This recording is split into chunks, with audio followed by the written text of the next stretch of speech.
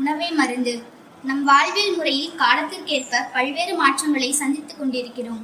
அதில் நாம் தினசரி பேணி காக்க வேண்டிய நம் உடலை சரிவிகித உணவை உட்கொள்ளாமல் நோய்களை நாமே தேடி போய் வாங்கிக் கொள்கிறோம். உணவே மருந்தாவதை பற்றி தான் இன்னைக்கு நம்ம தெரிஞ்சுக்க போறோம். இது நம்ம அறிவலை. நான் உங்கள் கி மனிஷா. தூக்கம் நம்ம மறந்து வர பழக்க வழக்கங்கள்ல இதுவும் ஒண்ணுங்க.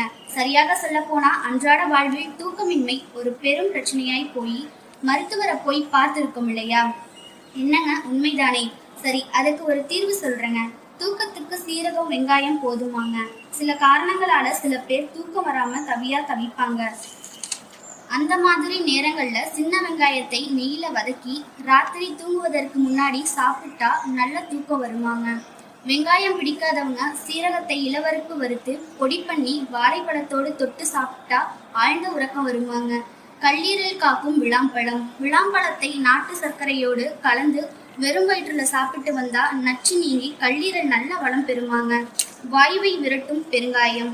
வாயு தொல்லை, அஜீரண கோளாறு வந்தா வயிறு புடைச்சுக்கிட்டு மூச்சு விட முடியாத மாதிரி நேரத்துல 1/4 ஸ்பூன் பெருங்காய பொடியை மோர்ல கலந்து குடிச்சா ஜிவ்வுன்னு ஏப்ப வருமாங்க. சர்க்கரை நோய்க்கு மாங்கொழுந்து. சர்க்கரை நோயாளிகள் யார் யாரோ சொல்றதையெல்லாம் சாப்பிட்டு வராங்க. யாரும் சீண்டாத மாவிளை கொழுந்தை, துவரம் பருப்பு, உப்பு சேர்த்து வேக வைத்து சாப்பிட்டு வந்தா நோய் கட்டுக்குள்ள வந்துருமாங்க. இது தெரியாம நம்ம இவ்வளவு நாளா எதையோ ஃபாலோ பண்ணிட்டு இருக்கோம். பிரச்சனை யாருக்கு எப்போ எப்படி வரும்னே தெரியாது. ஆனா அது ரொம்ப ஈஸியா சரி பண்ணலாமாங்க. வேலிகளை வளர்ந்து கிடக்கிற முசுமுசுக்க இலைய காலையில தோசை மாவோட சேர்ந்து சாப்பிட்டு வந்தாலே நிவாரணம் கிடைச்சிருமாங்க. மீண்டும் இன்னொரு சந்திப்பில் சந்திக்கும் வரை உங்களிடமிருந்து விடைபெறுவது கி மனிஷா. நன்றி, வணக்கம்.